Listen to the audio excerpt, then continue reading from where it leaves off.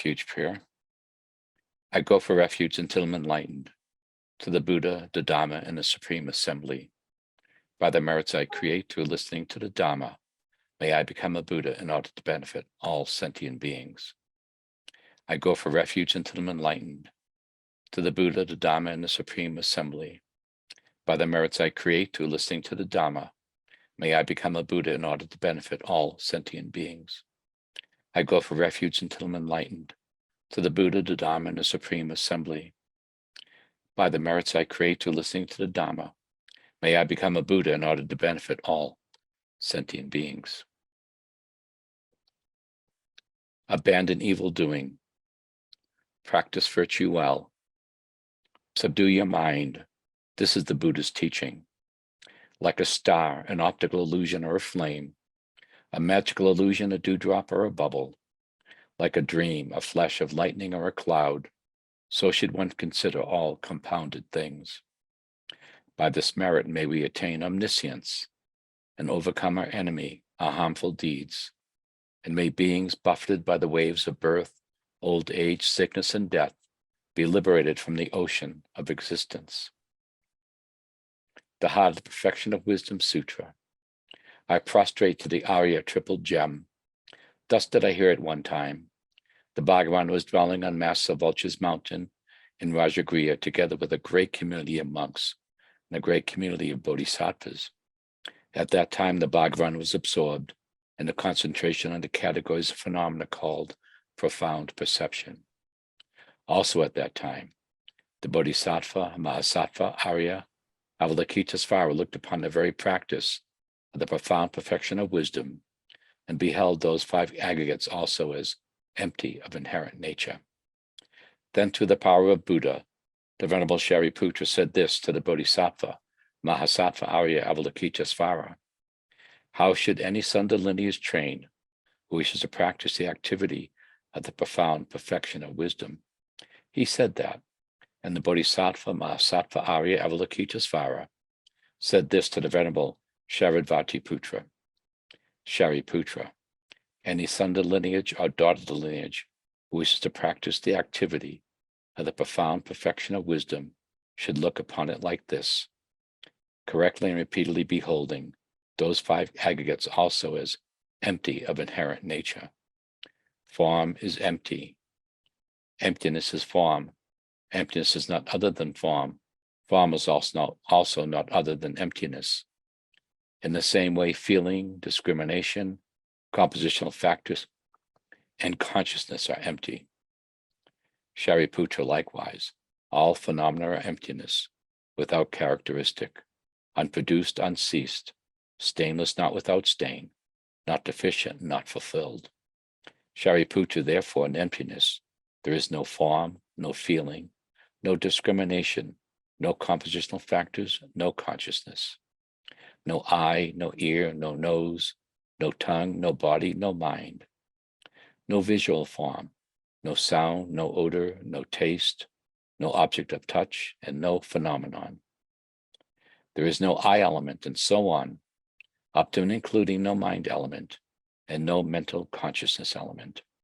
There is no ignorance, no extinction of ignorance, and so on, up to and including no aging and death, and no extinction of aging and death.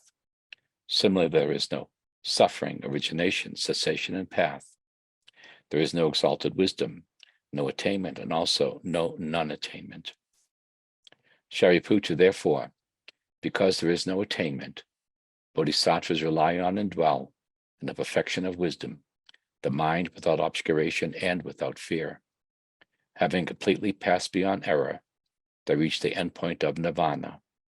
All the Buddhas who dwell in the three times also manifestly completely awaken to unsurpassable, perfect, complete enlightenment in reliance on the perfection of wisdom. Therefore, the mantra of the perfection of wisdom, the mantra of great knowledge, the unsurpassed mantra, the mantra equal to the unequaled, the mantra that thoroughly pacifies all suffering, should be known as truth since it is not false. The mantra of the perfection of wisdom is declared. Tayata Om, Gate Gate, Paragate, Parasamgate, Bodhi, Swaha. Shariputra, the Bodhisattva Mahasattva, should train in profound perfection of wisdom like that. Then the Bhagavan arose from that concentration and commended the Bodhisattva, Mahasattva Arya Avalokitesvara, saying, well said, son of lineage. It is like that. It is like that one should practice the profound perfection of wisdom, just as you have indicated. Even the Tathagatas rejoice. The Bhagavan having thus spoken, the Venerable Sharadvati Putra, the Bodhisattva, Mahasattva Arya Avalokitesvara, and those surrounding in their entirety, along with the world of gods, humans, asuras, and Gandharvas, were overjoyed and highly praised that spoken by the Bhagavan.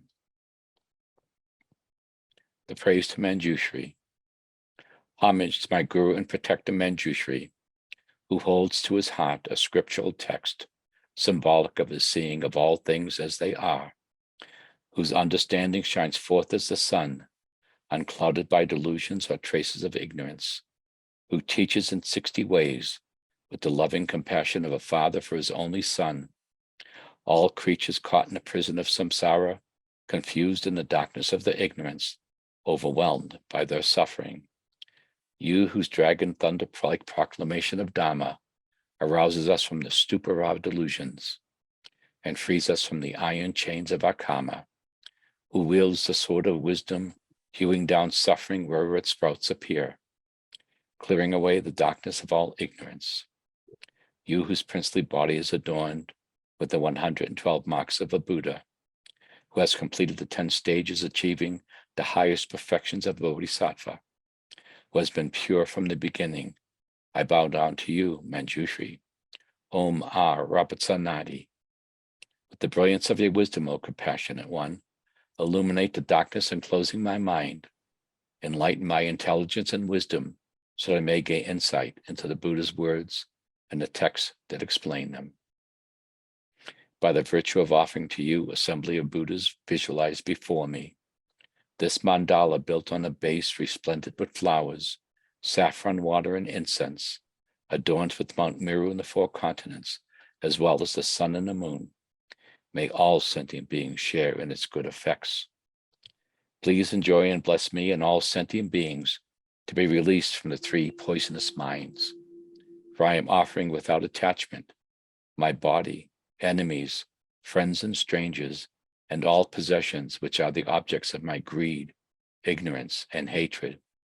O holy and venerable Lama, from the clouds of compassion that form in the skies of your Dharmakaya wisdom, please release a rain of vast and profound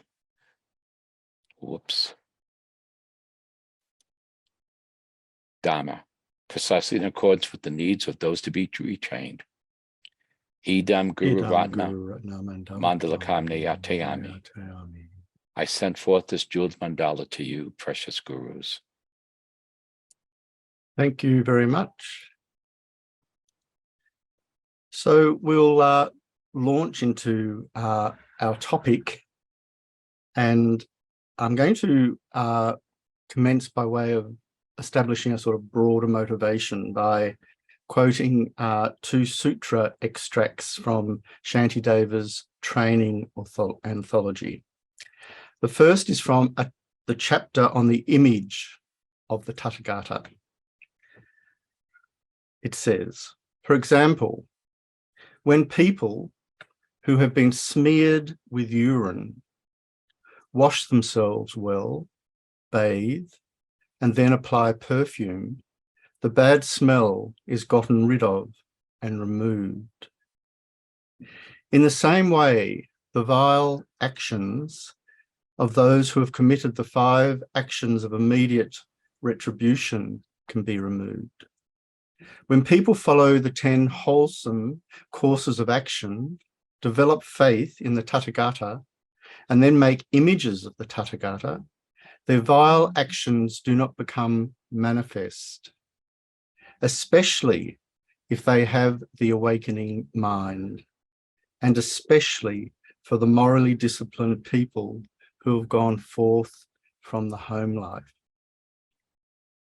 And the second quote is from the heap of flowers Dharani.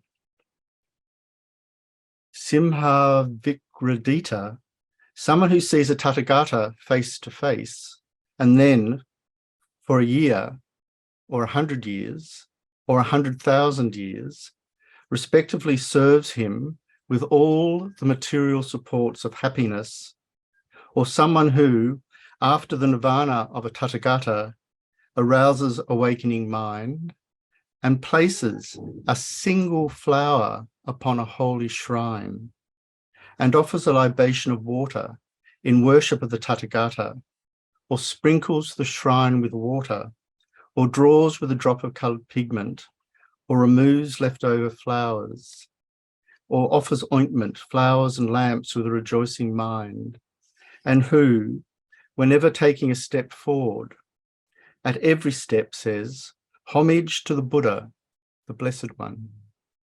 Because of this Simha Vigradita, any doubt, skepticism, or uncertainty by which that person would have gone down to the lower realms for an eon, or 100 eons, or 1,000 eons, finds no basis. So you can see how from these short extracts, we have in encapsulated form a description of the purification process involving seeing a Tathagata's face, meaning holding them full-heartedly, openly, and with the utmost respect, and therefore being able to prostrate to them and lay out the enormity of our accumulated non-virtuous deeds. So in dependence on our faith and commitment, we joyfully make extensive offerings such as flower libations, water libations, perfumes, and so forth. From this point onwards, we pledge to engage in pure ethical conduct by embracing the 10 wholesome courses of action, while precisely and skillfully avoiding their opposites, the numerous heaps of vile actions, ones we have regrettably already accumulated since beginningless time, but now we intensely regret them and seek to perform them no more. In particular, we rely on generating the powerful, virtuous mind of bodhicitta. By keeping our awareness of the Buddha, the Blessed One, constantly in mind as we take each step, we will increasingly overcome concerns that we will be waylaid by unfortunate states such as falling into the lower realms, even for inordinate periods of time. Thus, we increasingly develop and enhance our reliance on the causal refuge objects, as we increasingly recognize how we can rely on 100% on their care and guidance in order to accomplish, by emulating them, our own ultimate refuge, namely our resultant Buddhahood.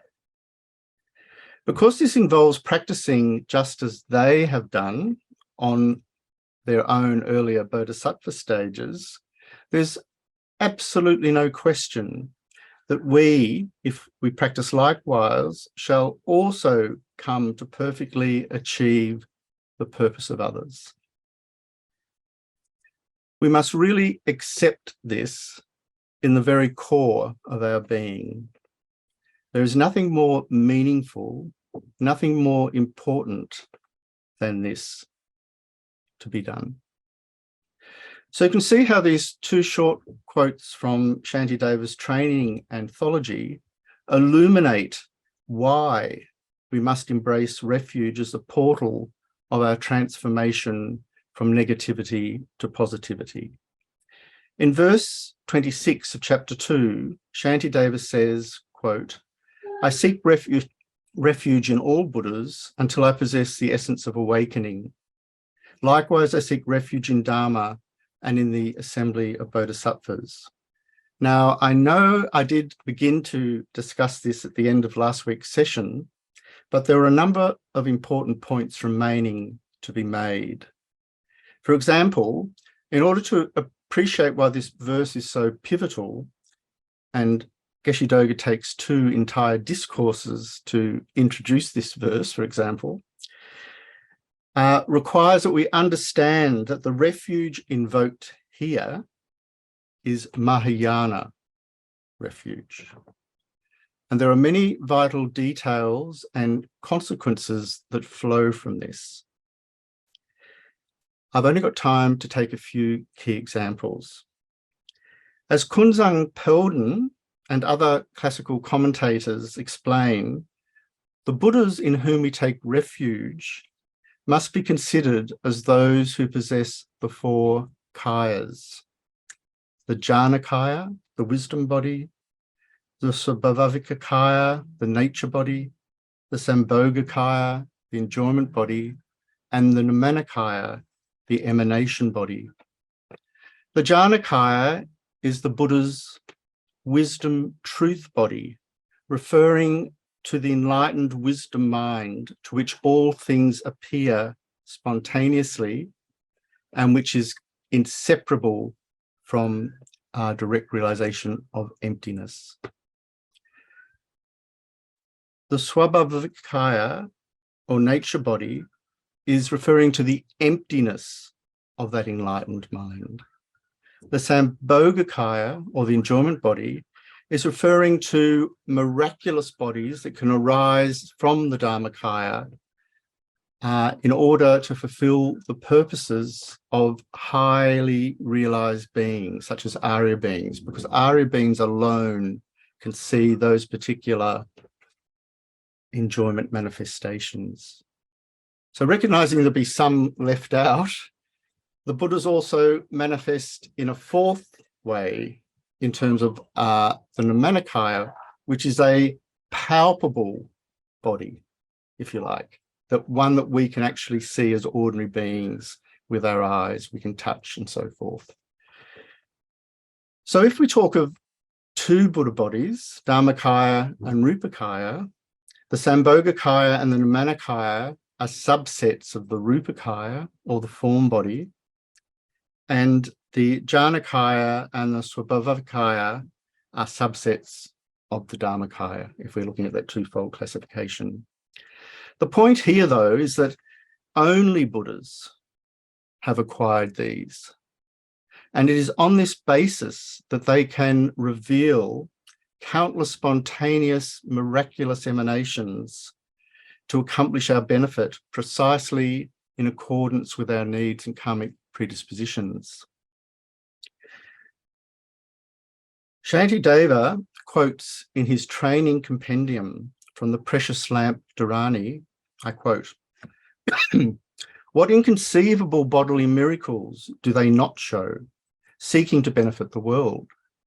The moon and the sun traveling through the sky shine in all directions. The springs, the lakes, the pools, the wells, the ponds, in vessels and jewels, in oceans and rivers, in the same way, the heroes among men show inconceivable forms in the 10 directions." So this is, I've mentioned this idea once before. There's a beautiful analogy here that if there's a reflective surface, the Buddha can appear, like the moon can appear in a bowl of still water. So if we make our luminous mind open as a kind of luminous reflective surface, if you like, the Buddhas will appear. A beautiful, beautiful and important idea.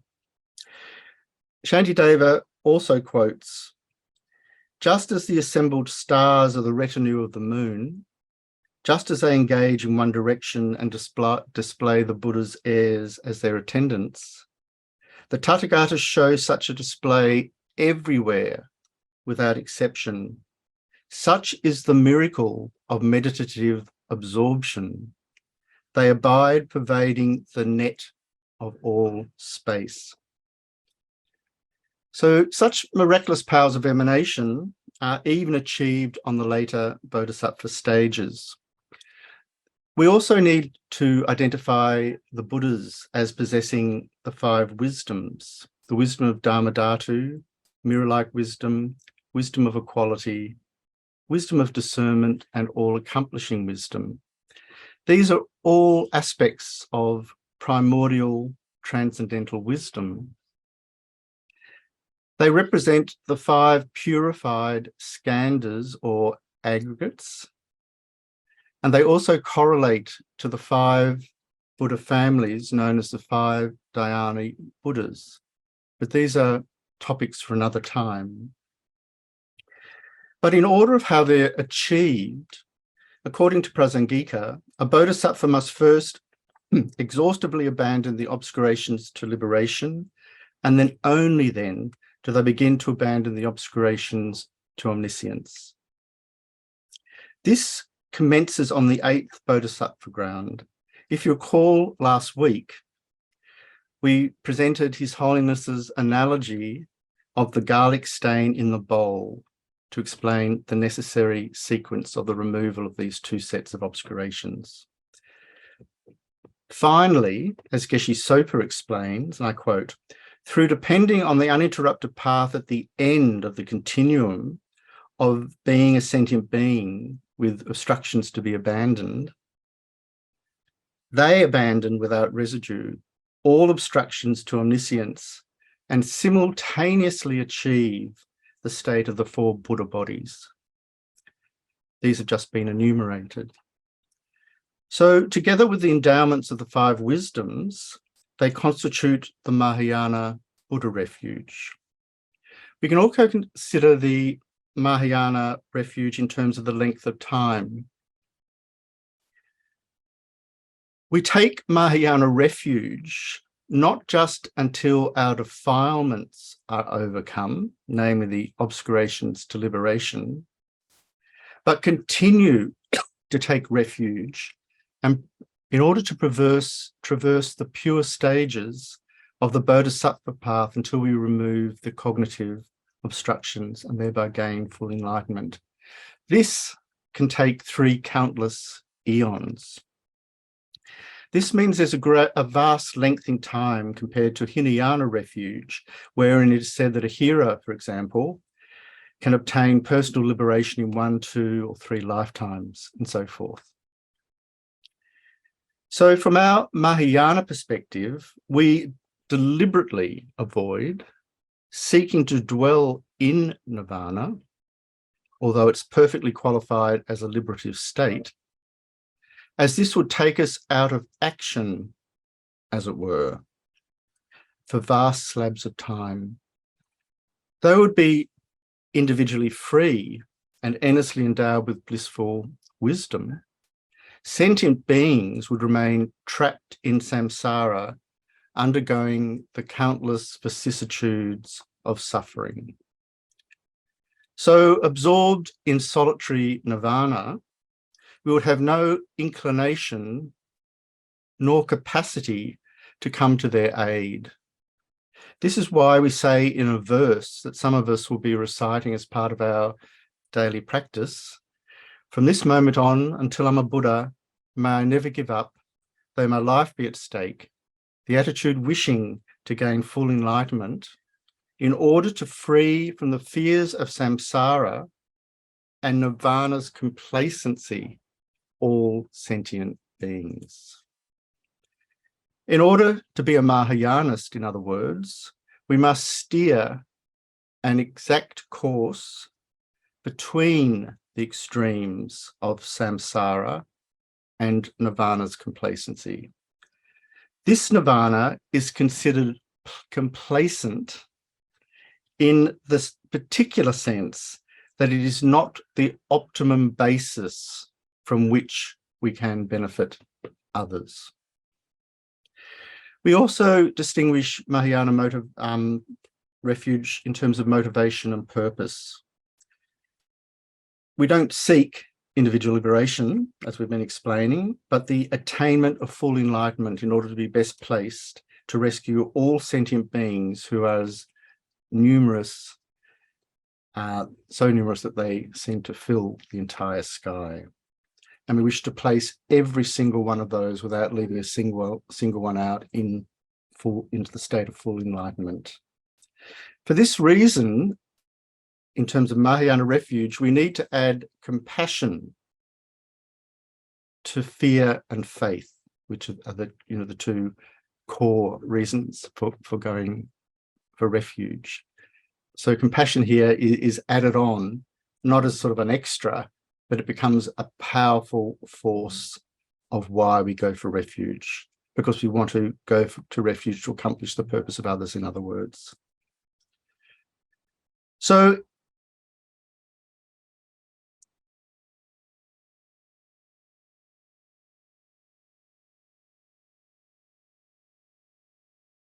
we also take, we need now to look at Mahayana Dharma. This requires we take refuge in the Dharma, not just as an absence of defilement, but in terms of the Dharma of realization. In our Mahayana context, this Dharma of realization refers to the cessation, that is, the ultimate expanse of emptiness, indivisible from primordial wisdom. In the words of Kunzang Pelden, this primordial wisdom is characterized as being free from the emotional and the cognitive veils, and also from the veil of meditative absorption. And being free from selfish aims, it is free from the obscurations of an inferior attitude. Kunzang Pelden also indicates that there is the corresponding Dharma of transmission, referring to Mahayana scriptures themselves, which produce the necessary conditions for the Dharma of realization. Mahayana Sangha. The Sangha intended in Shantideva's refuge verse, a Mahayana Sangha consisting of the noble Bodhisattvas residing on the Mahayana grounds of realization. Hence, as Kunzang Pelden indicates, there is no regression. Further regarding the Sangha, Kunzang Pelden says, the truth is, we, the inhabitants of a decadent age, have not been fortunate enough to meet the Buddha in person. Nevertheless, the Sangha guide us on the authentic path to liberation. So to summarize, Gyaltsabje, in relation to his own extensive commentary on this verse, encapsulates the qualities of the Mahayana refuge as follows. One takes the Buddhas that are already established as guides of the path, the Dharma jewel that one will generate in one's own continuum as the actual refuge, and Mahayana superiors who have already achieved the Dharma jewel as companions to achieve refuge. But I think it's highly significant in this quote that Gyaltsabje places very, very particular emphasis, not just on what refuge means in general, but what it means for us. This special emphasis is indicated by his careful employment of the first person voice. He says, one takes the Buddhas who are, etc., meaning myself. And he also refers to the Dharma jewels in the following way. They are the jewels that one will generate in one's own continuum. Again, this incredible focus on our own need for realization. So in other words, he's not referring here or not emphasizing the causal Dharma jewel, which is sort of in the merit field, if you like, but to our own capacity, our own innate capacity for realizations. Gyaltsabje further characterizes the nature of this personal relationship. And I touched on this last week. The meaning of refuge is to mentally hold and verbally express the objects of reliance for liberating one from dangers and suffering. The emphasis here on mentally holding and independence on that verbally expressing our reliance upon objects uniquely suitable. The emphasis is on mentally holding and verbally expressing our reliance on objects uniquely suitable because they have full capacity to liberate one and everyone from, as Gyaltsab says, dangers and suffering.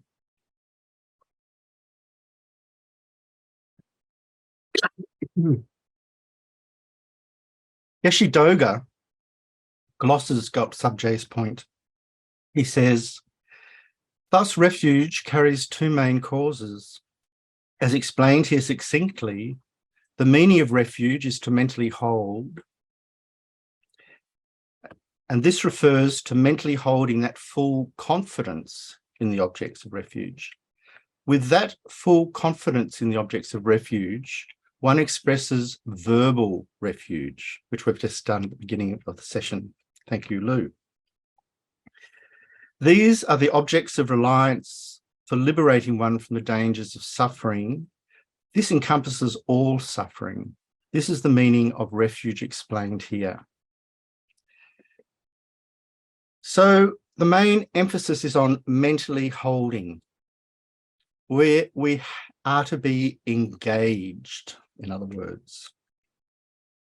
And it's only on this engaged basis that we're going to be able to commit to divulging our ill deeds, especially given their scale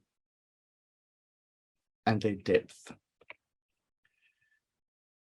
Moreover, with the Buddha's blessings, we have come to recognize that the only thorough and secure way of coming to the aid of sentient beings is to pledge to attain ourselves the four Buddha bodies and so forth.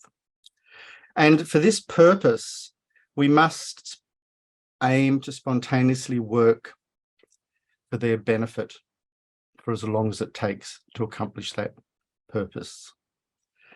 And the only way, and this is the crunch, the only way of successfully beginning to do this is to purify our ill deeds. So we've swung the whole scenario around now to shine the torch in, if you like, upon this vast collection of ill deeds that are thwarting our ambitions to come to the benefit of others, to free them from suffering.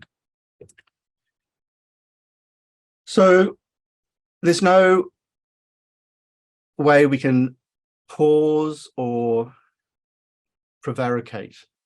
We have to throw ourselves in. Otherwise, we make a mockery of any claim we have to be seeking to unlock our own Buddha potential. In fact, even though we might call ourselves a Mahayana Buddhist, we're actually a travesty if, while claiming to be working for the sole benefit of others, we're actually producing the causes and conditions for their suffering through the unguided gateways of our body, speech, and mind. We're totally irresponsible, and we are contradictory in the extreme to any aspiration to enlightenment for the benefit of others. So if we remain mired in evil, our potential to engage in even the initial stage of the Bodhisattva's path is stymied. This is because we will still be victims of our own powerfully deluded minds. We're reminded here, I think, of Lama Tsongkhapa's very famous verse. There they are, being swept away constantly by 4 powerful rivers.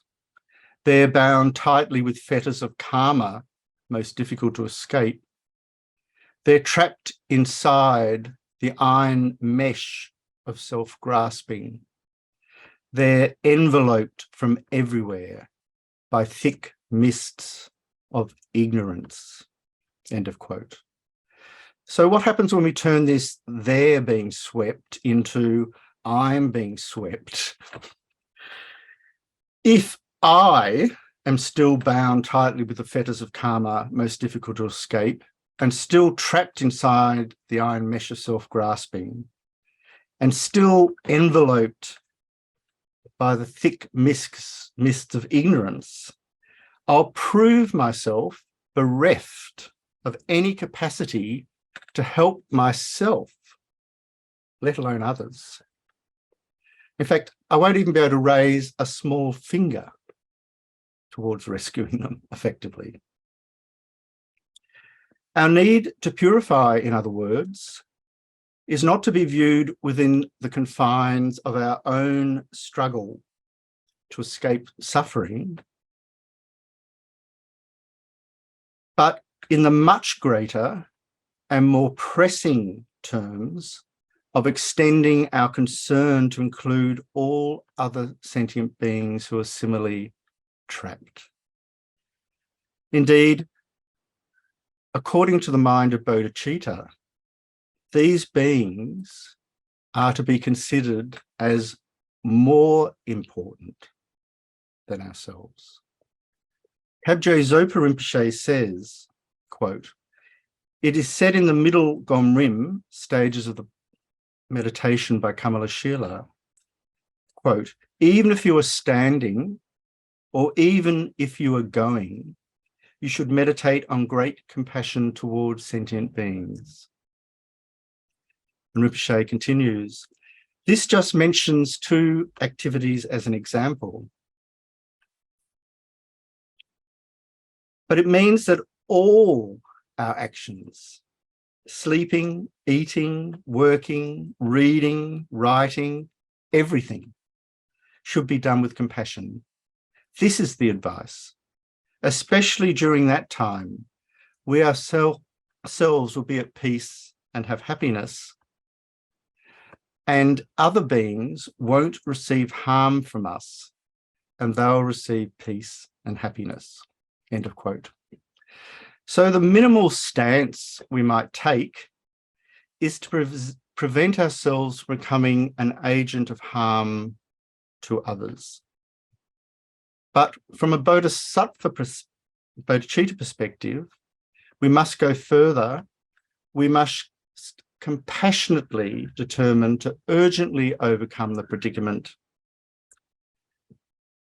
of being ourselves tied tightly with fetters of karma and so forth, as otherwise we ourselves will be swamped and completely suppressed by the weight of our negative karmas. So we must absolutely commit to a purification process adequately equipped to uproot our powerful reactive emotions, cut them from the root, not just suppress them. This is really key. We can practice sort of behavioral modification where we sort of stop ourselves forcibly from getting angry and so forth, but that isn't actually tackling the problem. We must delve much deeper. Shantideva makes this very clear in the training anthology. You'll notice I'm using the training anthology as a kind of ancillary voice because it actually is an ancillary text. It's a companion text to the guide. And to study them together is incredibly productive. It's even arranged in the same way. So we can refer to the chapter on generosity and so forth, the chapter on purification.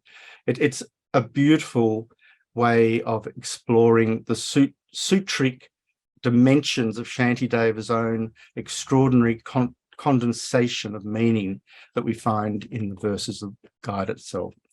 So anyway, Shantideva says, to quote, "And what is the problem with not purifying it," referring to our current impure aggregate of form, this body? And the quote is, "Just as when grain is covered by grass, it becomes diseased and does not grow. In the same way, the sprout of Buddhahood doesn't grow if it is covered by reactive emotions." So reactive emotions here is, and this sort of follows from a question Stephen asked very kindly last week, is a variant translation for disturbing emotions or afflictive emotions. In fact, kleshas, if we're looking at the Sanskrit, or nyönmong, if we're looking at the Tibetan. And sometimes in the text, we find just afflictions or defilements being used. So this sort of switching of terminology can seem confusing unless we recognize that the variations are the artifacts of translation and aren't pointing to a substantial difference in intended meaning. So that can put a lot of concerns to rest. So I think we have to at least touch a little on the meaning of klesha here. A sangha identifies afflictions or reactive emotions in Goodman's translation in the training anthology as an affliction is defined as a phenomena that, when it arises, is disturbing in character, and that through arising disturbs the mind stream. So His Holiness the Dalai Lama and Thupten Chodron sort of embellish the meaning here in a very, very helpful manner. They say afflictions are distinct mental factors that, when they arise in our minds, cause our minds to become unpeaceful and unsubdued. Afflictions may be emotions, attitudes, or views, and they usually arise without our choice. The three principal afflictions are ignorance, anger, and attachment. So, of course, we know these as the three poisonous minds. So the reactive dimension of the affliction enters the picture in the following way, and again in the words of His Holiness. Afflictions arise without good reasons and lack a foundation in reality. Because we are habituated with afflictions, they arise easily when we encounter certain conditions. They disturb the tranquility of the mind and have the long-term effect of increasing our problems and unhappiness, end of quote. So what we must understand here, especially in relation to the task of purification, which is immediately before us, is that the certain conditions, as His Holiness words it, that when encountered cause the afflictions to arise so easily, include our own long habituation with them. Practice makes perfect. Oh dear. This habituation is prolonged and intensified for as long as we don't uproot the causes of these afflictions. That's the point we've arrived at. The chief of which, in this regard, is the ignorance of the law of cause and effect, and hence our capacity to totally disregard karma, the role of karma. The other, which resides at the very, very base of the problem, is innate self-grasping ignorance. Together, they befuddle the mind. His Holiness says, unlike virtuous mental states, such as integrity and compassion, afflictions lack mental clarity, and we often find ourselves justifying their presence. I have a right to be angry because he criticized me unfairly. Afflictions, His Holiness continues, give rise to actions that are considered destructive in all cultures, such as killing, stealing, and lying. End of quote. So when overrun by these afflictions, or such afflictions that by nature are confusing and unclear, we continuously deposit negative imprints in the form of seeds and potentials of the afflictions themselves, as well as karmic seeds and potentials of karma, which may ripen in a future rebirth or across a number of rebirths in three ways. And we're referring here specifically to the imprints of karma: fruitional effects, causally concordant effects, and environmental effects. So in order to unpack these further, we can refer to the Lam Rim presentation. Causally concordant effects, for example, can be subdivided into two. The causally concordant habitual result, the tendency to do it again, and His Holiness is already talking about this kind of habitual behavior, and the concordant experiential result. For example, as a result of killing, you will later experience a shortened life or a life violently, suddenly terminated. So you can see now how our afflictions or reactive emotions are always compounding. If we're angry, for example, we will have a future tendency to be angry again and again and again. It will appear as if anger was our actual nature. We perhaps know people like this. And because karma is increasing, things will be continually getting worse.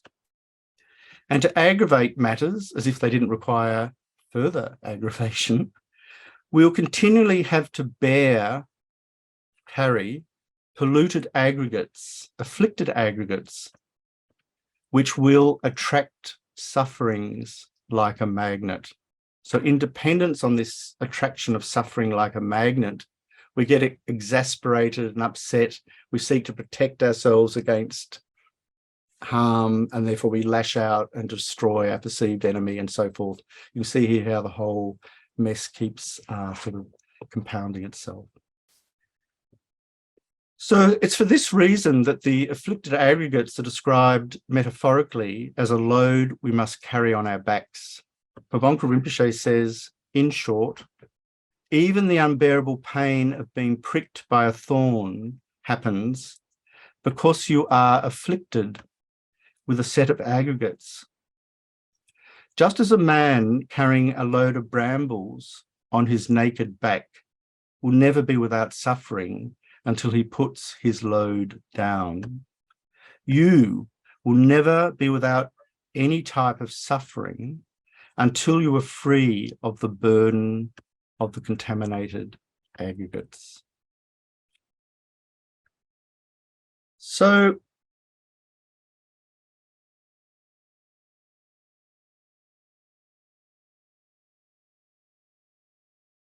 these aggregates are afflicted because they come from past delusions they are afflicted because they're the outcome of afflicted aggregates. The delusions, that arise are the outcome of afflicted aggregates. And I am deluded and thus become afflicted with these aggregates in the sense that the result has been given as the name of the cause. In short, these aggregates are the suffering that pervades all conditioned phenomena, because the evil states of suffering and delusion are forever adhering to them. Babonka concludes, it is correct to see the contaminated afflicted aggregates as samsara. This is a point that Kabje Zopa Rinpoche often makes with great force. Babonka further says, in order to weary of samsara, one must weary of the contaminated afflicted aggregates. Until one wearies of the suffering that pervades conditioned phenomena, one will not truly weary of samsara. So let's step back and absorb what all this is meaning. From our current Mahayana perspective, this means that we'll continuously bear a suffering burden that will compound itself. By the same token, we'll be incapable of effectively helping others burdened in precisely the same way, namely all suffering mother sentient beings.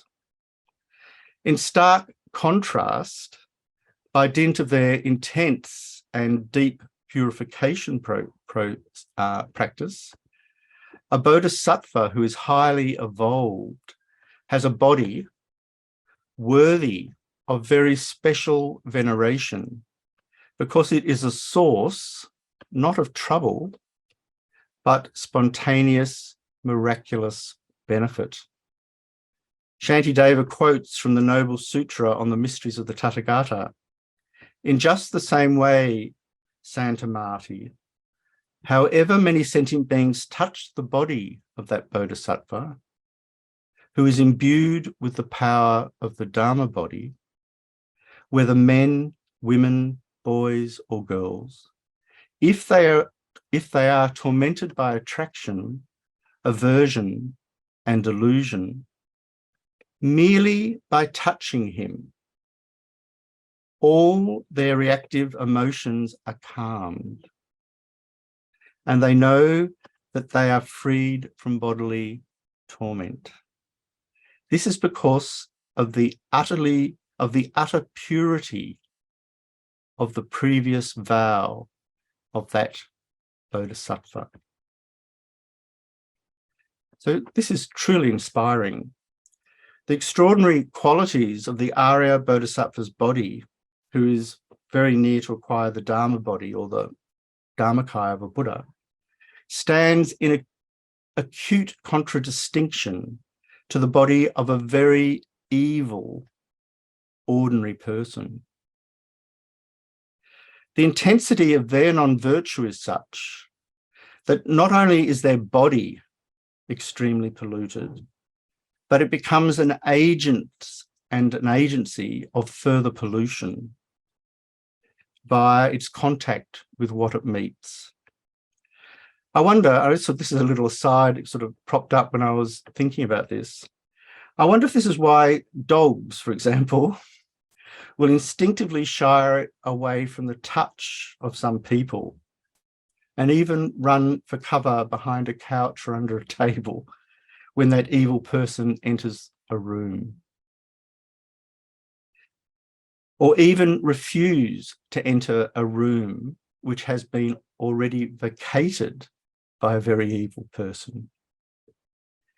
If you want to sort of respond to this sort of idea by arguing that the dogs are responding not to some sort of clairvoyant sense or whatever, but simply to a kind of scent,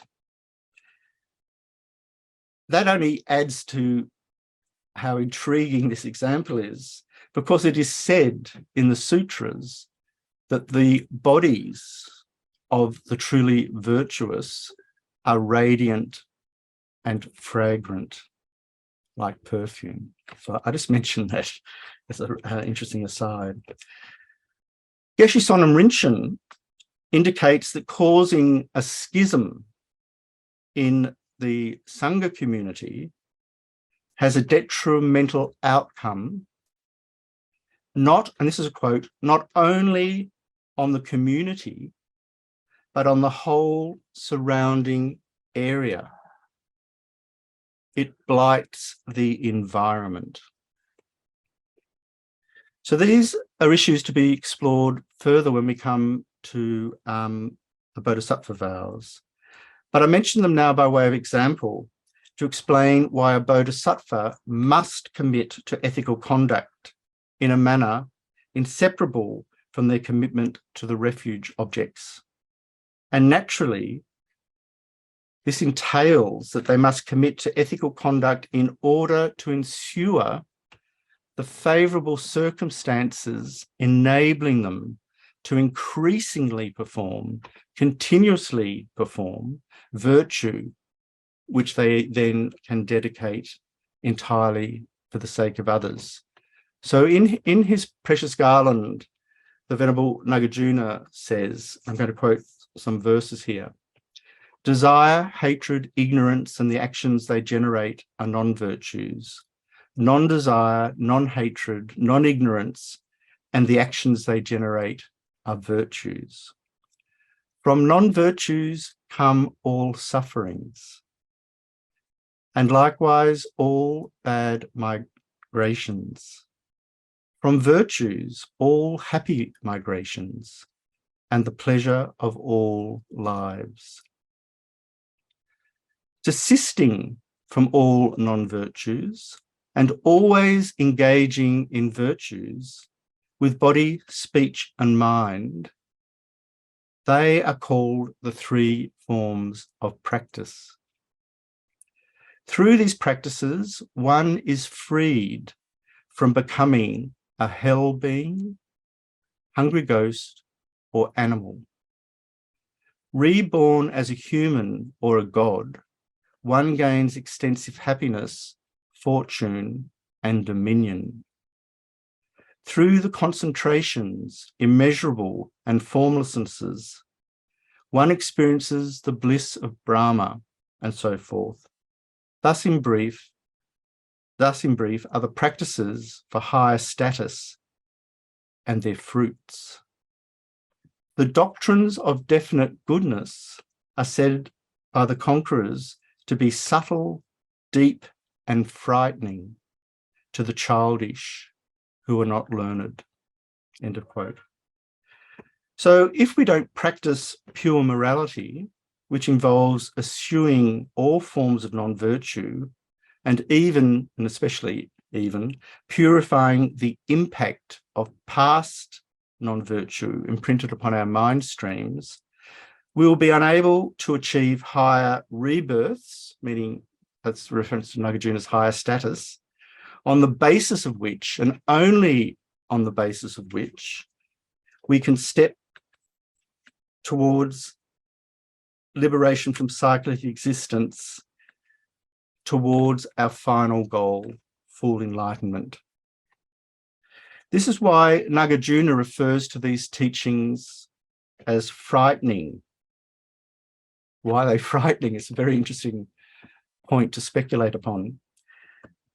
My feeling is that they're frightening because they cut directly against the grain of our own deluded samsaric habituated aspirations or minds,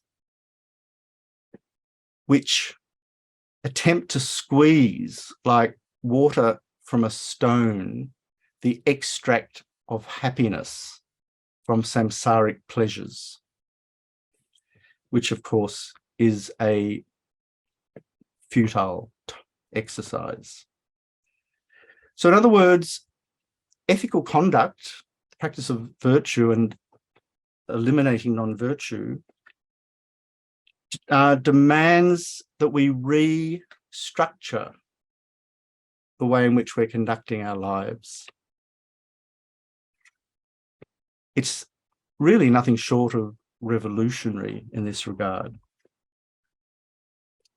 It's highly significant, therefore, that Tsongkhapa, in the great treatises, the Great Lamrim, prefaces his own instructions on how we're to ethically conduct ourselves by insisting that we first comprehend the role and nature of karma, and thus come to skillfully discern the respective effects of virtuous and non-virtuous karma, and only in this way come to skillfully discern the respective pathways and outcomes of our actions. Otherwise, there's no prospect whatsoever that we will indeed find a way towards conducting ourselves ethically. Tsongkhapa says, thus, having understood virtuous and non-virtuous karma and their effects, do not leave it at just an understanding, but meditate on it over and over, because this is a very obscure subject, and it is difficult to acquire certainty about it. This Tsongkhapa's quote continuing. Further, the King of Concentration Sutra says, when the moon and stars were the moon and stars to fall from their place, and the earth with its mountains and cities to perish, or the realm of the sky to completely transform, you, Buddha, still would not speak a word of untruth. End of quote. So, in short, this returns us to Shantideva's refuge verse, although we haven't actually left it. Tsongkhapa is likewise asking us to rely wholeheartedly on the Buddha's omniscient authority regarding the very subtle and therefore extremely obscure relationship between karmic cause and effect. Otherwise, and this is the rub, we will have no stable basis upon which to accept it, especially given that it is indeed frightening from a samsaric perspective, as Nagarjuna has said. For example, the reality of the hell realms.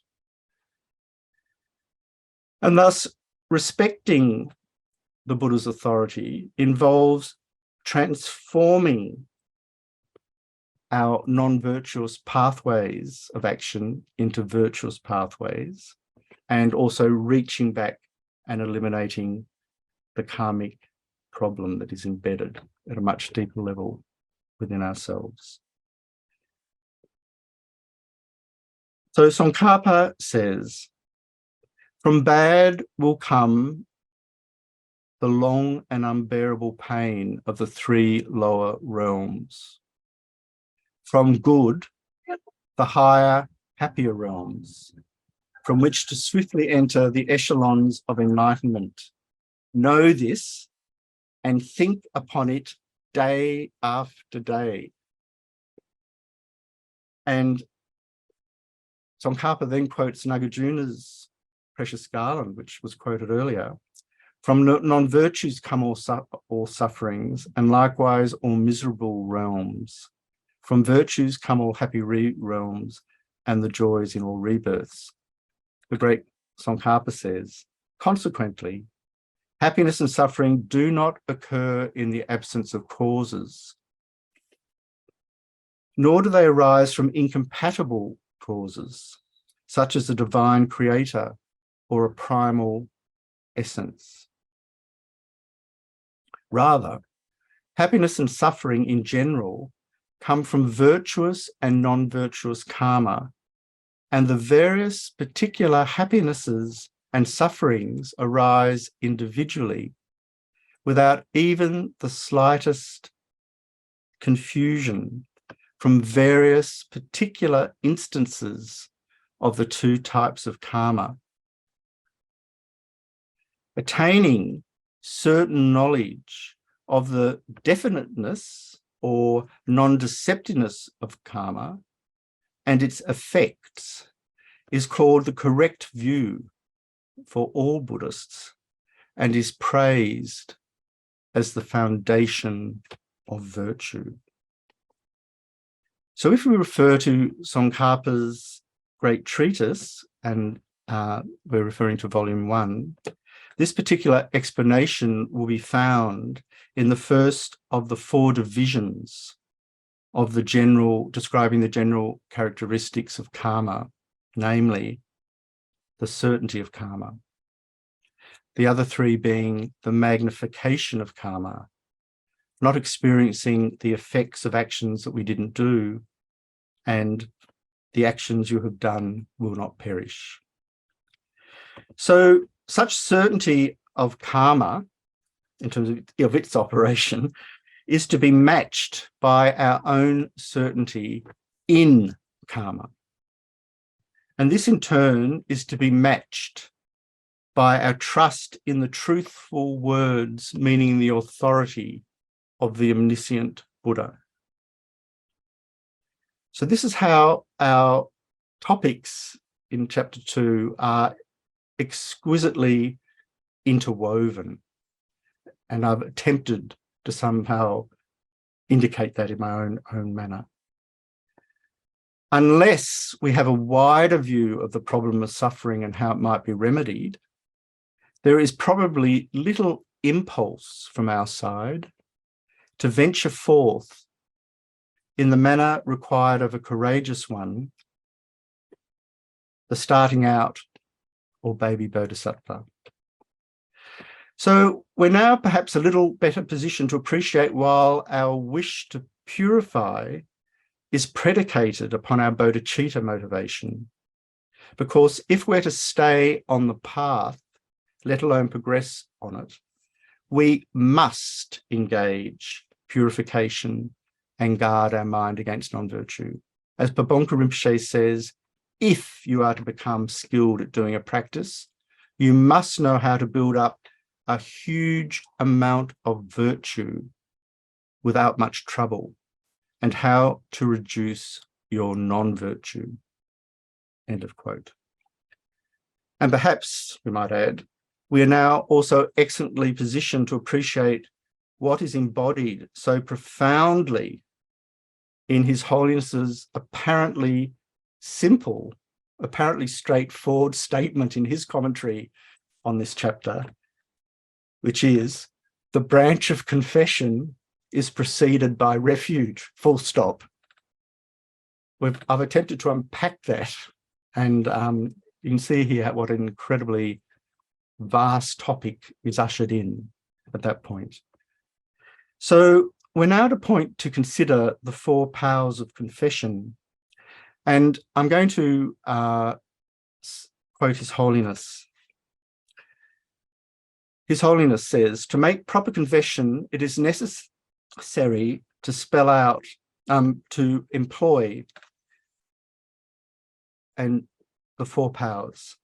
The first of these, and I'm putting this in bold for us, the first of these is the power of the support, which is to take refuge in the 3 jewels and to generate bodhicitta. The second power entails deep and sincere regret for all the negative actions we have done until now and the negative emotions we have indulged in. This requires reflection on the harmful effects of negative actions. The third power is the resolve never again to commit these negative actions, even if it was to cost our lives. And the fourth is the power of the antidote, such as prostrations, recitation of mantras, and specific purification practices.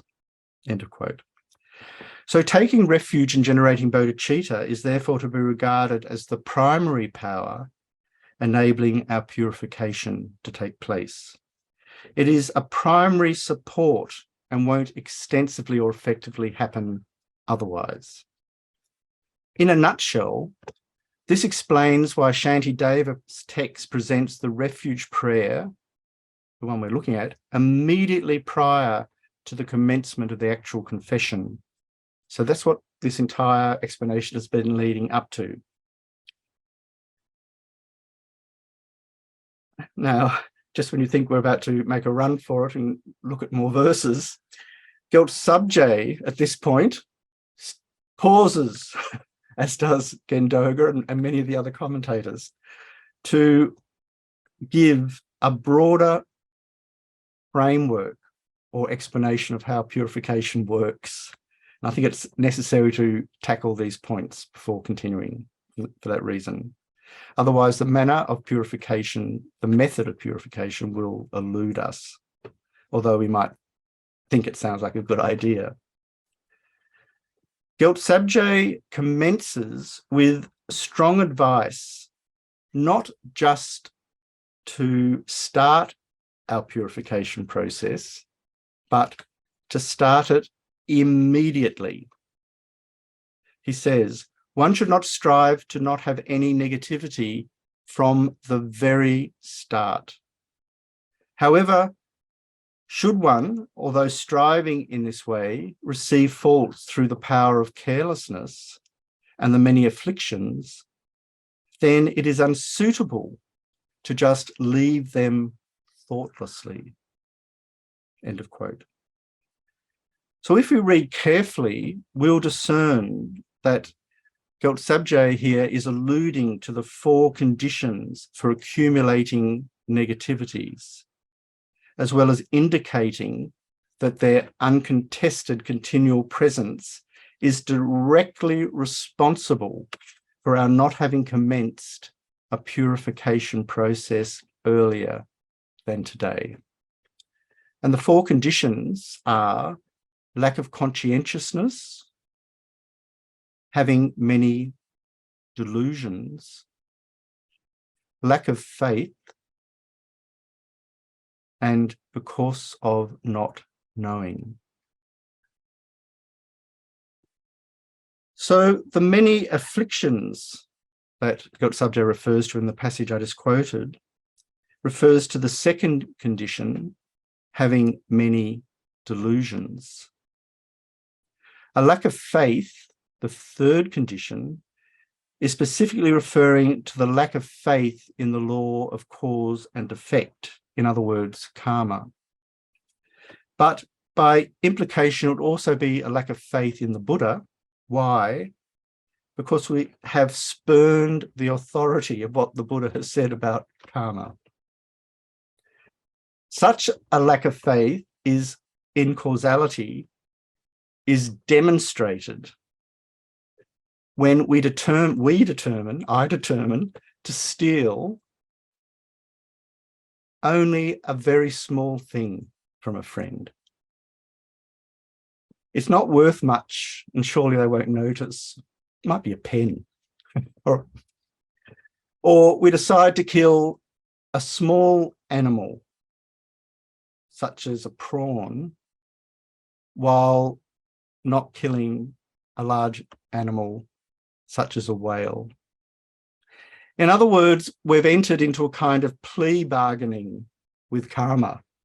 We kind of do a deal. Look, I'll do this little bit if you do this for me, and you won't notice if it's only small, will you? We're kind of having this conversation with karma. It doesn't work like that. Karma, as a process, is totally impervious to any kind of plea bargaining.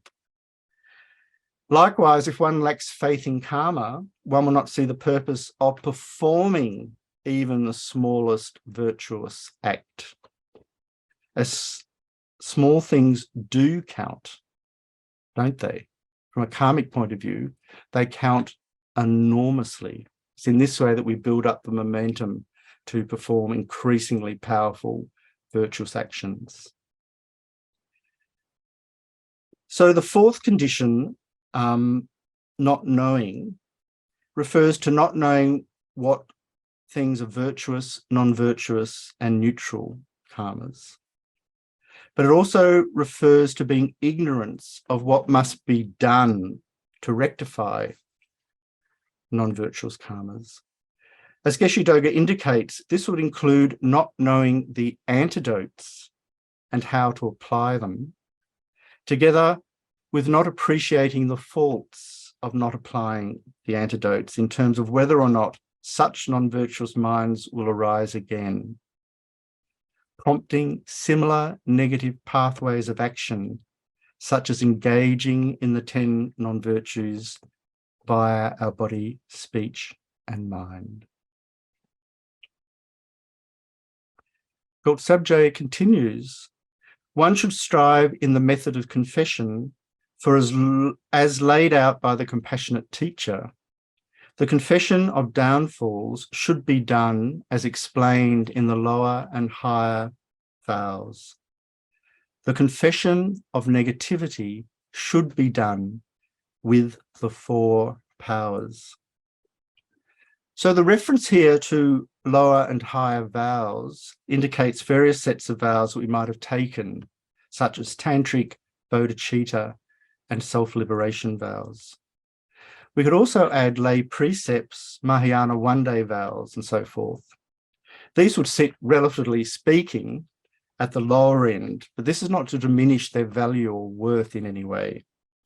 The immediate point being indicated here is that specific purification techniques and methods are found for each. These are topics that we can discuss a little bit further later. So we're now going to focus a little bit more on the 4 powers, because Gyaltsabje is also asking us to perform the confession of negativity in conjunction with the 4 powers. In fact, any attempt at purification will be meaningless and pointless otherwise. So we've already enumerated the 4 powers via the quotation from His Holiness the Dalai Lama, but intriguingly, and you might have noticed this in your own studies, Gyaltsabje's enumeration, and it's also reflected in Geshe-Doga's presentation, which is based on Gyaltsabje's commentary, differs from His Holiness's explanation in terms of their order of enumeration. So I'll just quickly spell that out. His Holiness has the power of the support first, the power of regret secondly, the power of the resolve never to commit again thirdly, and the power of the antidote fourthly. Gyaltsabje, on the other hand, has the power of regret in first place, the power of the remedy in second place, the power of refraining perfectly from negativity in the third, and the power of reliance in the 4th position. So you can see here in particular that the power of support that was in the 1st position, and that was reflected in Shantideva's order of verses, has now become the last in Gyaltsabje's commentary.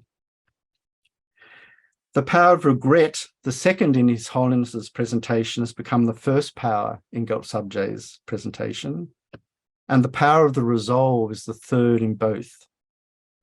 However, I'd want to say, and it's very important here to say this, that this variation in order should not be considered in any way a substantive issue.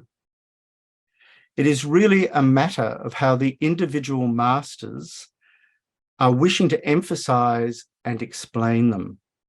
Because whatever the order, what is essential is that all 4 are at some point engaged in our purification process. This is the point. So let's look at them a little bit more. The power of regret. Gyaltsabje proposes a very good and compelling reason why we should consider this firstly. He says the 1st power, this is generating many regrets for the non-virtuous karma created. To generate this, one needs to meditate well on the way the 3 results are generated from non-virtuous karma. End of quote. So, due to thoroughly studying the manner in which the three results are generated from studying the law of cause and effect, and particularly by understanding how the three results that arise from non-virtuous karma are suitable to generate regret, we will be empowered by deep regret to go or enter into a purification process. This makes obvious sense. If we don't first meditate in this way, in other words, there'll be no impetus to even consider a need to purify. And sadly, this has already been the case, our case, since beginningless time. The Lamas often point out to us, you say, oh, look, I'm pretty good. I'm purified, actually. I've done 100,000 Bodhisattva mantras in a 3-month retreat in Mahamudra Centre, New Zealand, and feeling pretty good about it. The Lamas point out that the fact that we're not enlightened now is a sign that we haven't been practicing virtue in the past. We're being held back. And the fact that we're not enlightened means that there is work remaining to be done. So we have to be humble and get on with the task. So in particular, we must recognize, in terms of karma, the three ripening results of our deluded or afflicted karmas: the ripened result, the result similar to the cause, and the environmental result. And again, I recommend that we study the detail of these by referring to the extensive Lam Rim presentation. Their account is found in the section entitled The Varieties of Karma. So we have firstly the general characteristics of karma, increasing, not experiencing the results of things we haven't created and so forth. But under the varieties, we have a very detailed presentation of the three results. And for your convenience, I have very recently added Pabonka Rinpoche's outline to Liberation in the Palm of Your Hand to our Google folder. And thank you very much, Stephen, for following through on that.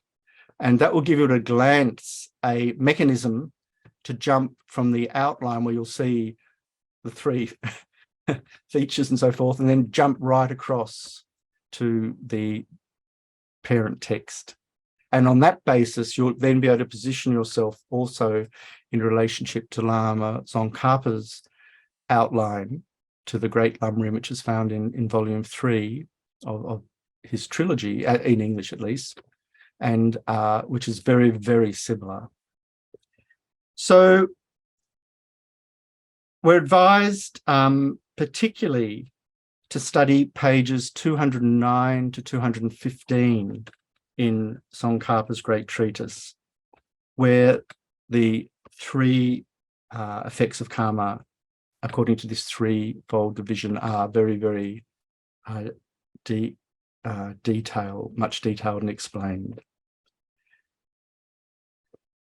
So, in terms of suffering results, what we're to understand, of course, is that happiness will arise from afflicted virtuous karma and unhappiness from afflicted non-virtuous karma. You might wonder why I'm using the word afflicted here, and it becomes a very interesting point to investigate. I can only touch upon it here. Because we have generated our actions in dependence on a fundamental misreading of the nature of reality from the very base, any karma that is arises out of that base of ignorance is said to be afflicted. Nonetheless, that's not to say that an afflicted positive karma cannot bear a wonderful real result, albeit it will still be afflicted. So until we free ourselves from the obscurations to liberation, this will be the case. So if our mental poisons impelling, I would have to spell out why we need to look at these issues in such detail. If the mental poisons impelling our actions are very strong, the fruitional effect of killing, one of the three effects, is rebirth in a hell realm. The result, similar to the cause, will be to experience a shortened life and many illnesses. The environmental result will be that such things in the external environment as food and drink, medicines and fruits will have little strength, be ineffective, have less potency or power, and will be difficult to digest and will induce illness. So this is Tsongkhapa, page 236, if you're wanting to investigate. Though Tsongkhapa only enumerates three main effects, fruitional, causally concordant, and environmental, there is no contradiction with the fourfold classification of the effects of karma, which we often find in other texts. How so? Because the second, the result similar to the cause, is itself to be subdivided into two. The result similar to the cause in terms of behaviour, and the result concordant to or consistent with the cause in terms of the experience. So to just quickly illustrate, for killing, the result similar to the cause in terms of behaviour or conduct will be to be reborn with an inbuilt tendency to kill. This is shocking, isn't it? An inbuilt tendency to kill. A compulsive urge to kill, in other words, will arise almost effortlessly for that person. And we do see this in some children. Some children sadistically, slowly pull the wings and legs from an insect while laughing gleefully, while another child of the same family and even the same age will wade across a pond to rescue a drowning insect and gently place it upon a leaf on the bank. We're being asked to look at these sorts of apparent dispositions, personality traits, you might want to say in Western psychological terms, in terms of the ripening effect of karma, or the ripening effects of karma causally in terms of behaviour.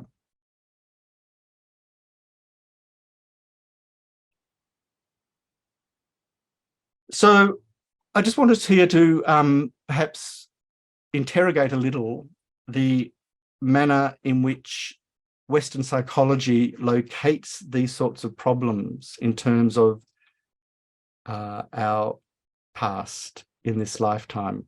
Buddhism is asking us to widen that envelope and reach beyond. So in other words, from a Buddhist perspective, any real therapy, I'm just tossing this in for our speculation, is going to have to include a deep reading of karma, as well as a deep reading of the way in which things exist. Do they exist in the way they appear and so forth? Otherwise, we're not actually going to be able to transform in a real and continuously evolving manner. So it's not to criticize Western psychology.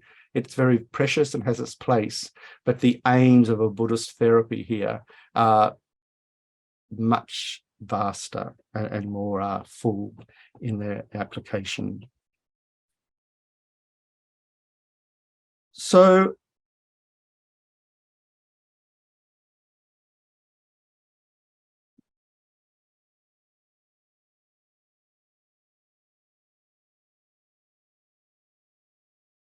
yeah.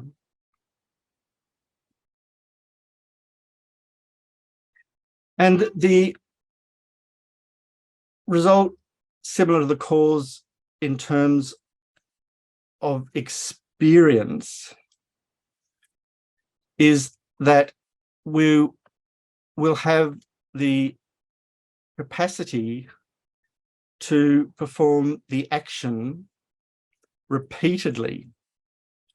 And the analogy is often given of scraping a nail repeatedly across a piece of wood. Each time the groove deepens, and it's harder for the nail to depart from that pathway.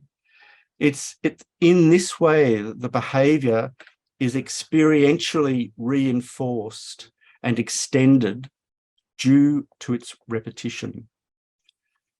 So fortunately, this also applies to our virtuous actions. So it's to be applauded in that case, but to be deplored in the other.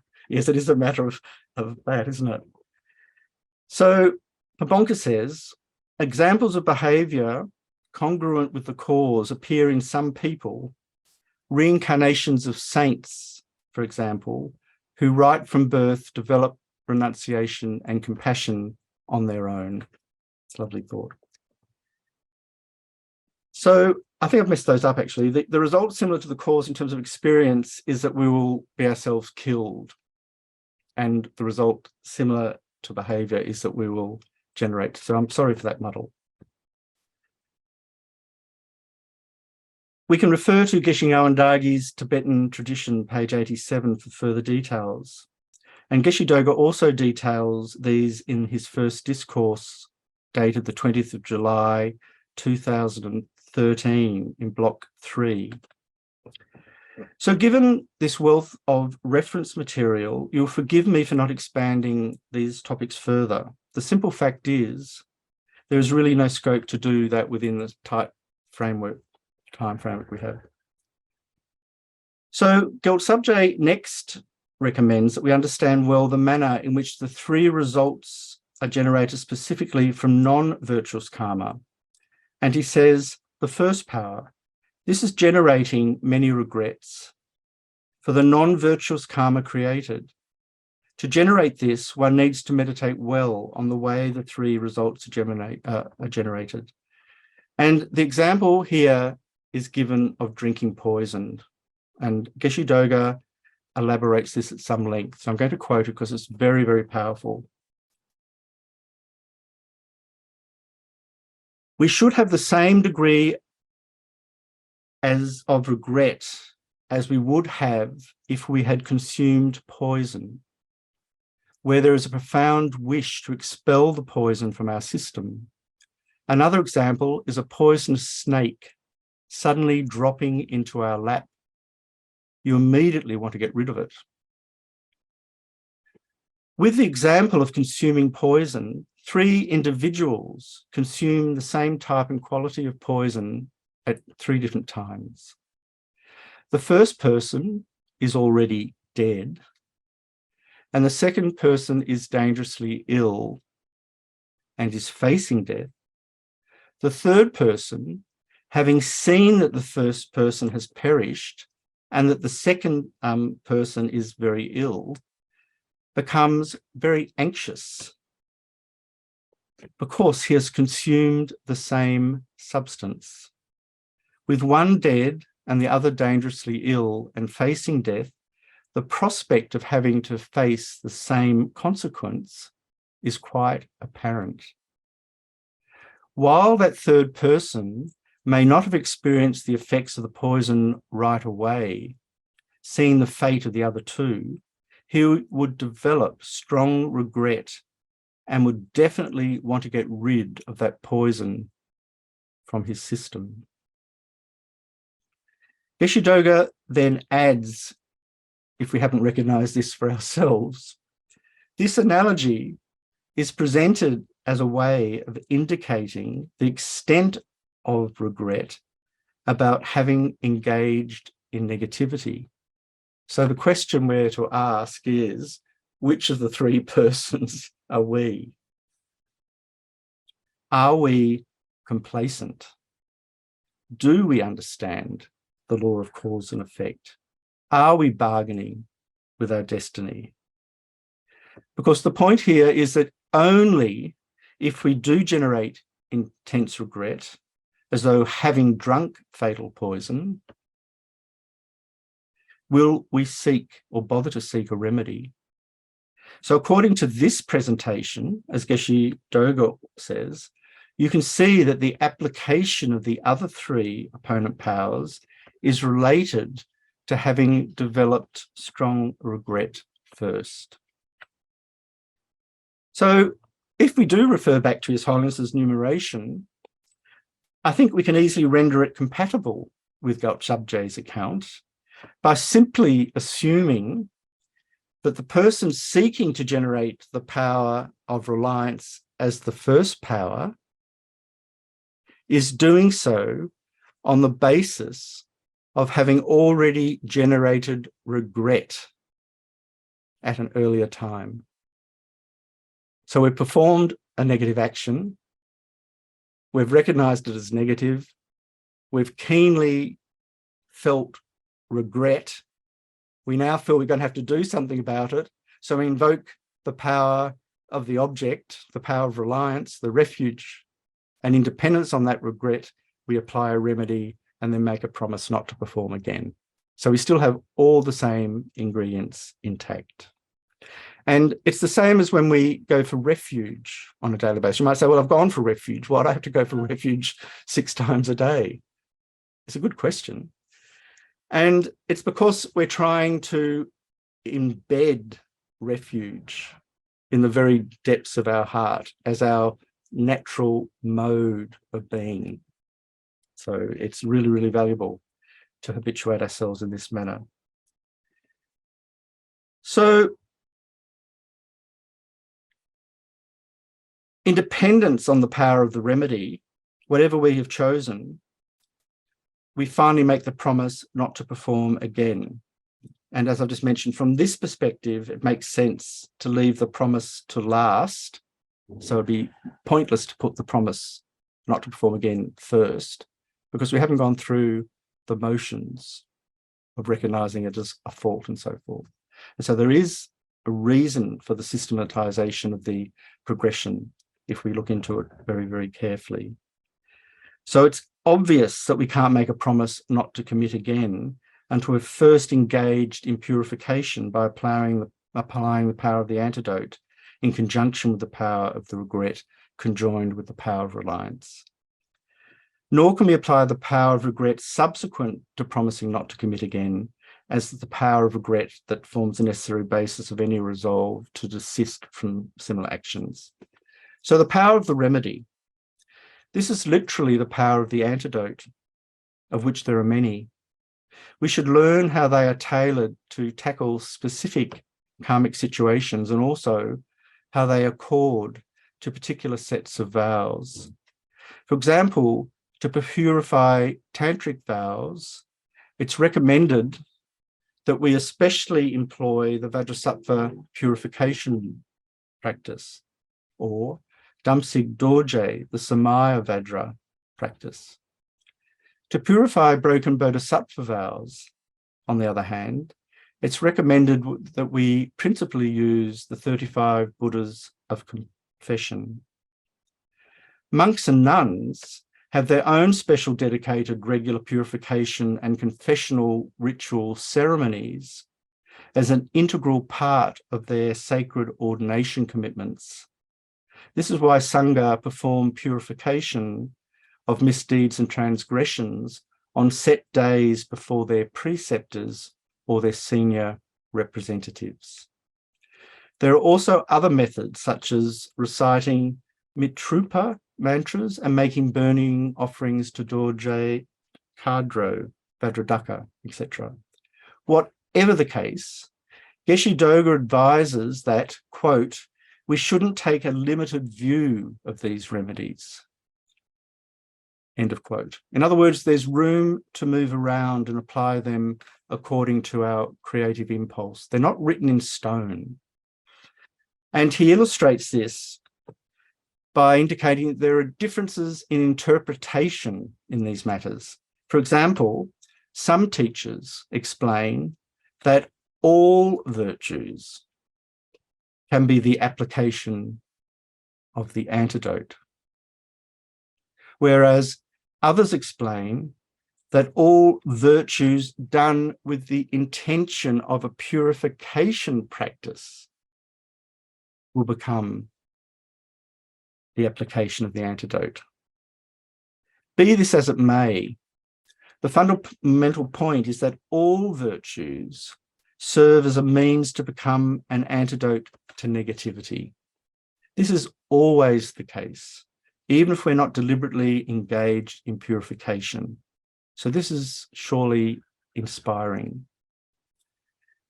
And Geshe Doga, for that reason, recommends that this is certainly a very good point to keep in mind. Shantideva's own list of 6 antidotes is given in his training anthology. Relying on profound sutras, meaning to recite them, meditating on emptiness, relying on recitation, referring to mantras of particular deities, relying on the holy form, meaning construction of holy images, statues, stupas, satsas, and so forth, relying on offerings, relying on names, referring to the names of holy beings, such as the individual names of the 35 confession Buddhas.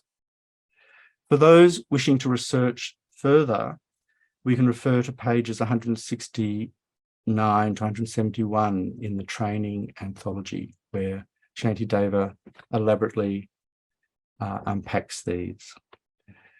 Thirdly, the power of the promise, which is translated as the power of reversing the fault in Geshe Doga's commentary.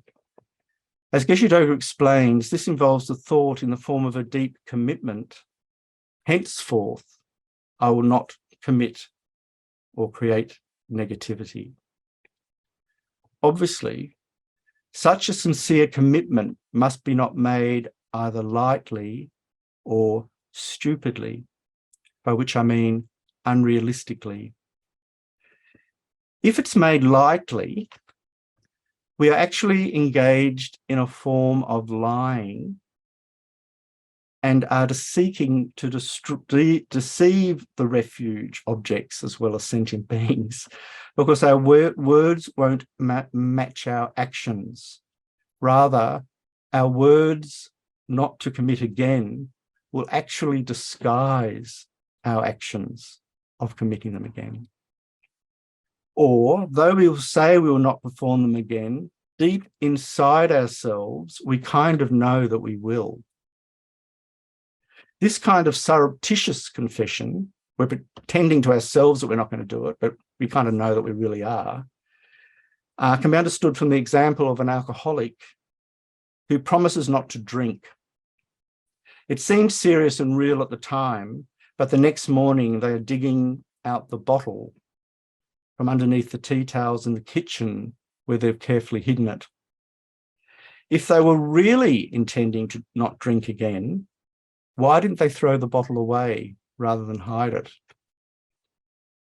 So the problem in this example is that by keeping my promise open-ended, I'll never commit again, I run the real risk of setting an impossibly high bar.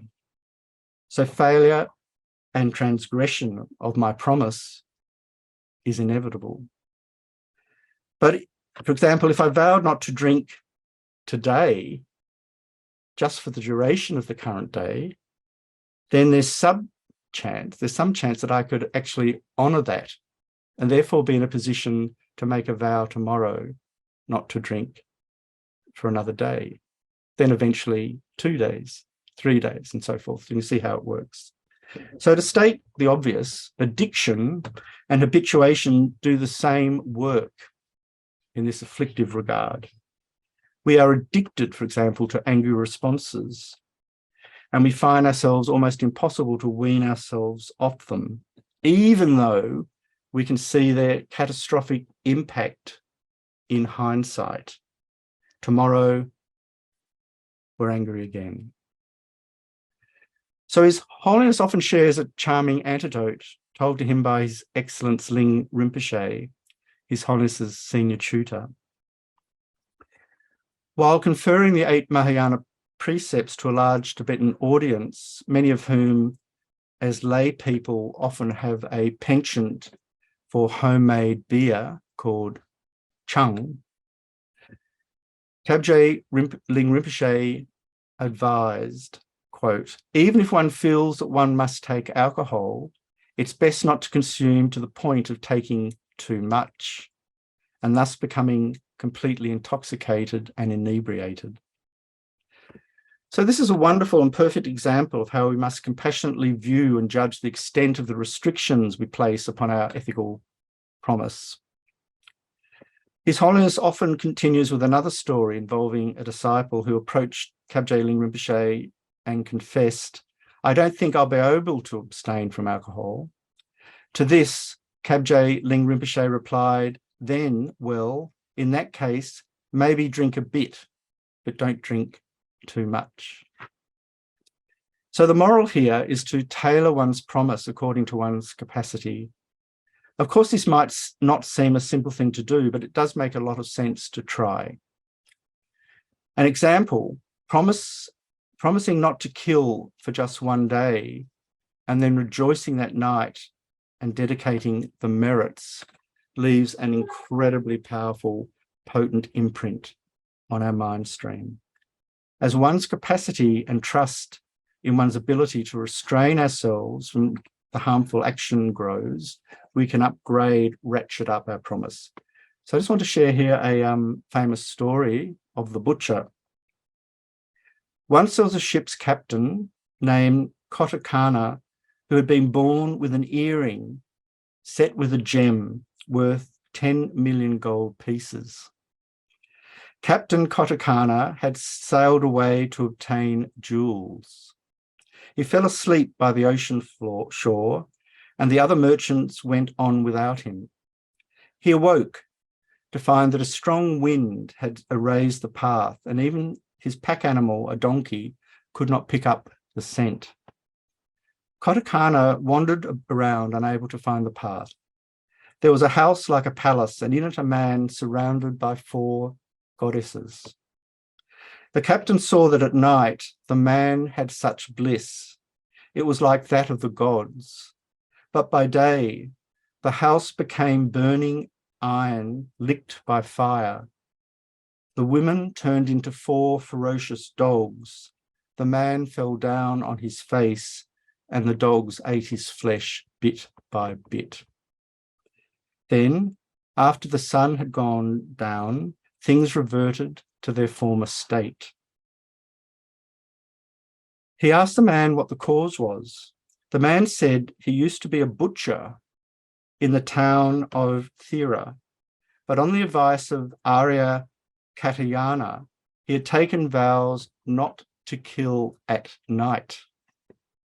He had not been able to take these vows for the daytime, and this was the result. So this story very colourfully conveys the power of vows, the value of vows, together with the manner in which they work. The point here is that a vow, such as not killing, is effective precisely according to the scale of its promised extent. It would seem that the butcher was dependent on killing for his livelihood, but within that constraint was able, nonetheless, to seek to minimize his killing overall. So his vow not to kill at night was achievable and resulted in the production of enormous positive virtue. This would also mean that in future times, his tendency to kill and his necessity to do so would be diminished. He would also be less likely to find conditions in which he could only survive as a butcher, for example. And he would therefore be better positioned to transform his actions going forward further and further and further away from acts of killing. So this is an example how skillfully tailoring our purification practice. And we can further, I think, illustrate the example. Often during our initiation ceremonies, or we take commitments, make commitments with our Vajra Guru to perform a certain number of mantra every day. If we say we're going to do 1,000 recitations of 21 Tara praises, after 2 or 3 days, we get too busy and we start to fall down on our promise. So isn't it more skillful to say, I'm going to promise to recite 7 Tara mantras daily, and the next time we have the fortune to receive a Tara initiation, we can make that a mala, and so forth. And so these are things to really keep in mind. So the fourth power is the power of reliance, and I've already dealt with that very extensively. But I do want to add an aspect here, which I haven't had an opportunity to really develop, and that is that we are also to consider the precious mind of Bodhisattva as a perfect object of reliance. In his training compendium, Shantideva quotes from the Noble Liberation of Maitreya, which, speaking of clearing away the vile actions through the awakening mind, quote, "It is like the eonic fire, because of burning up all bad actions. It is like a hole through which all unwholesome qualities drain out." Isn't that remarkable? Bodhicitta is like a hole through which all bad qualities drain out. To quote a little more, for example, noble sir, just as soon as a lamp is brought into a house or a hut, it dispels even the darkness of 1,000 years and brings light. In the same way, the lamp that is even once arousing the mind to complete knowing enters the mind of a sentient being that is full of the gloom of deep ignorance, it immediately dispels the darkness of karmic and reactive distortions, even if they have been present for inexpressibly many hundreds of thousands, of eons, and brings light, the light of pristine awareness. For example, noble sir, the great kings of serpent spirits who wear royal wish-fulfilling gems on the cloth ornaments of their crowns are in no danger from the aggression of others. In the same way, those bodhisattvas who wear the royal wish-fulfilling gems of the awakening mind and of great compassion on the crown ornaments of their crowns, as the cloth ornaments on their crowns, are in no danger from the aggression of bad rebirths and the lower realms. So I think it's really valuable to explore and comprehend why this might be so. And of course, we can refer back to Shantideva's remarkable first chapter, several quick examples. Verse 8, those who wish to destroy the many sorrows of their conditioned existence, those who wish all beings to experience a multitude of joys, and those who wish to experience much happiness should never forsake the awakening mind.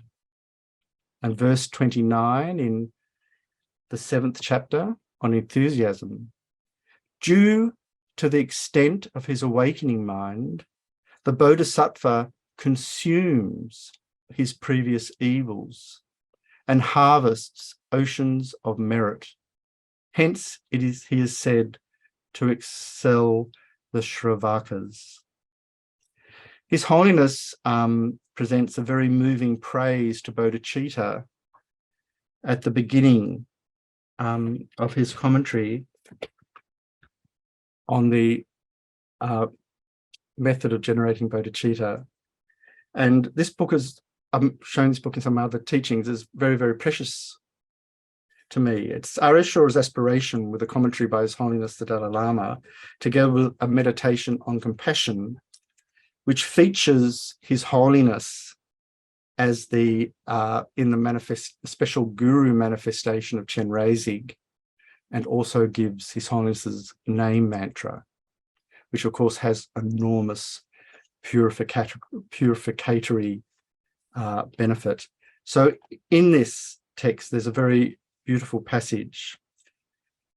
The precious awakening mind of Bodhicitta, which cherishes other sentient beings instead of oneself, is the trunk of the Bodhisattva's practice, the path of the great vehicle. It is the base and foundation of all the activities of an awakening warrior, a Bodhisattva, activities which are, for ordinary beings, even difficult to rejoice in. This awakening mind and this is in italics, this awakening mind transforms all one's wholesome actions into a catalyst for the attainment of Buddhahood. It is the ultimate state of mind that will enable us to accomplish our own welfare as well as that of other beings. For these reasons, the great beings and saints keep this altruistic mind of bodhicitta as their essential practice. Even to hear one word of bodhicitta is most fortunate, and this is absolutely true, because there is no more virtuous mind than bodhicitta. There is no more powerful mind than bodhicitta. There is no more joyous mind than bodhicitta.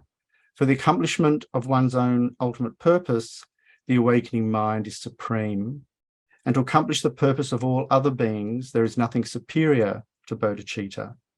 The awakening mind is the unsurpassable way to collect merit, and this is in emboldened print, to purify obstacles. Bodhicitta is supreme. For protection from interferences, bodhicitta is supreme. It is the unique, all-encompassing method. Every kind of ordinary and supermundane power can be accomplished through bodhicitta. Thus, it is absolutely precious.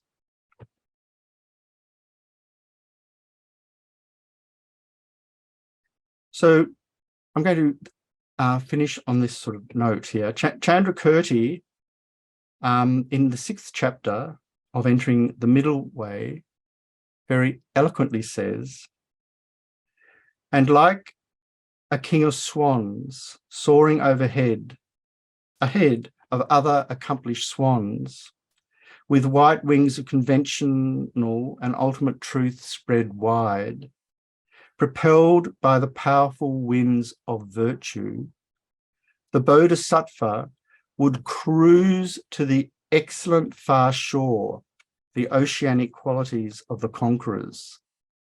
So because bodhicitta is propelled by the powerful winds of virtue, by its very nature, its very impulse, and also has both wings of conventional and ultimate truths, referring to conventional bodhicitta and ultimate bodhicitta in this case, spread wide, we can rely on it totally as the prime basis and also force of our ethical practice. So we'll finish there and continue next week. So I seem to have slowed down again. I was trying to go faster. So how are we going? It's going good for me. It's Shayla.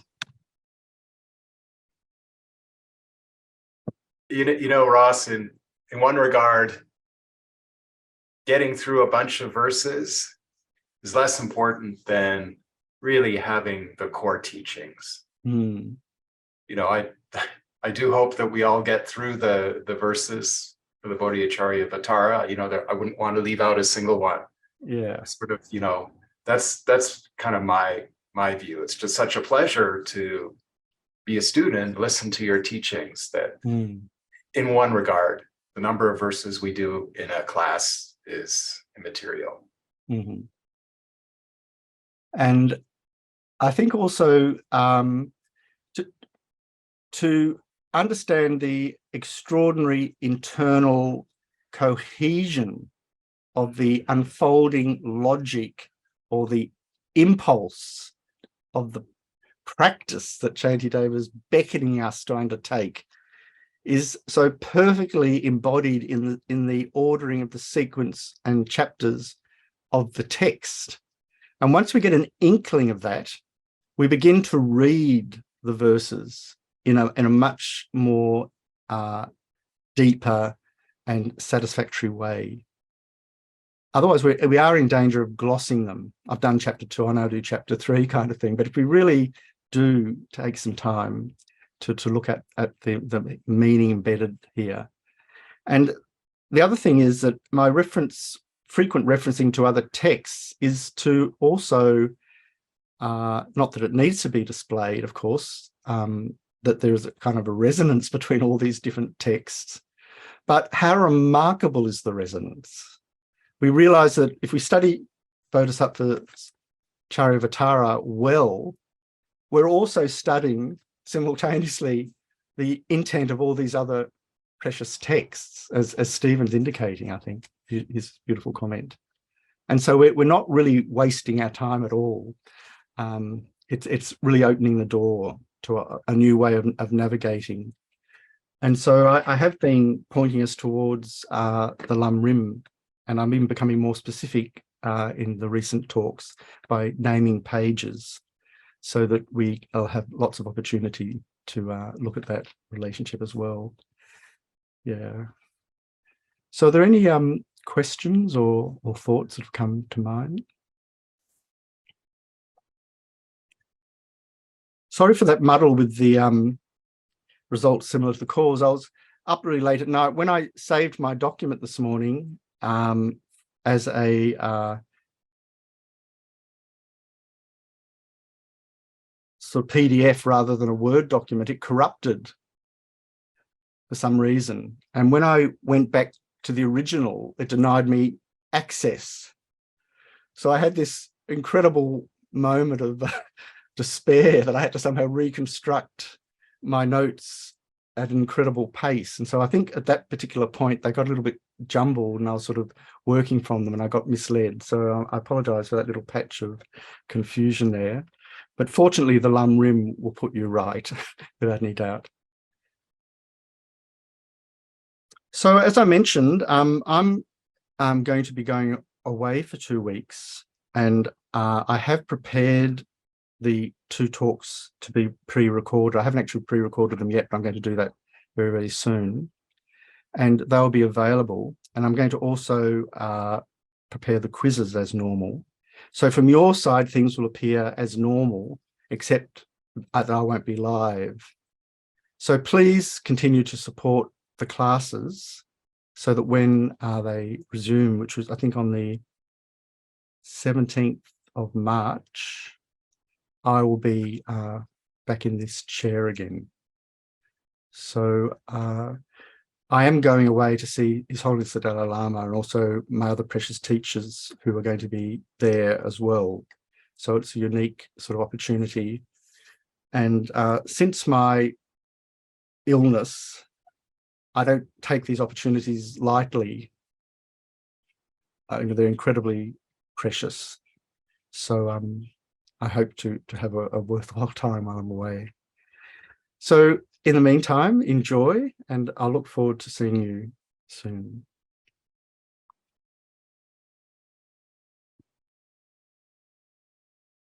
So prayers, sorry, the dedication prayers, I hadn't forgotten, but